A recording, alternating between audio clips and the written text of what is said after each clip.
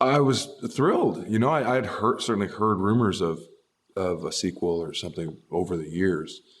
But you know, it's a story that could easily have another chapter.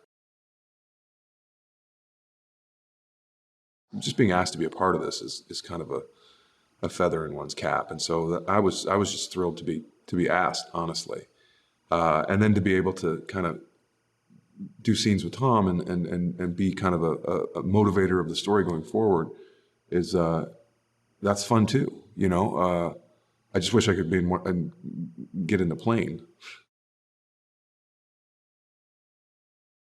He kind of set the tone for a certain style of character for some time, certainly leading man and hero character, of the cocky, kind of overconfident, hubris gets in his way, but he wins out at the end. And I mean, you see that in movies like Die Hard, and you see that, you know, of that era, that character was kind of prevalent, and that's a very American kind of you know, situation where we like that kind of guys that maybe don't exactly follow the rules all the time, and that's very sexy to people, and it's very intriguing to people, and it's very watchable to people, honestly. And Tom is so perfectly cast in that role. Tom has a lot of experience at a lot of things, having the career that he's had and being the person that he is.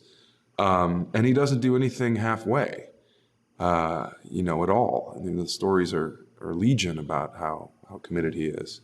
So it's not surprising to me that he then went out and became an accomplished pilot, because of course he did. He's very much a company man, by the book guy. Has no real personal relationship with Maverick.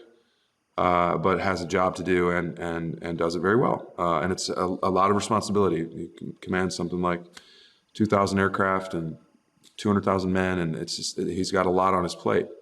And then when the mission comes across his desk to get somebody to do it, he knows he's taking that there's a risk being taken with assigning it to Maverick, but he also has a boss. We got to walk around on the USS Theodore Roosevelt, which is an active aircraft carrier. It was on the base getting refit for its next tour. But just the scope of that boat, and the fact that it's, you know, it has 5,000 sailors on it when it's rolling and 90 aircraft on it when it's rolling, and you just think it's a city.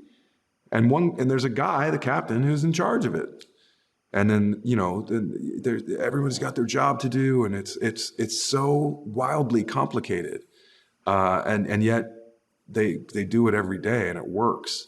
So it definitely gives you a sense of awe and wonder and respect about, you know, what really these people go through on a day-to-day basis. And watching just the base, how the base moves and how big it is, and watching these jets take off and land, and you know they're going out to land on an aircraft. You're like, that's what they're going to do. It sounds like a fun day, you know? It's a pretty cool environment shooting on the base, because these hangars are enormous and there's aircraft in them that aren't props, they're real aircraft.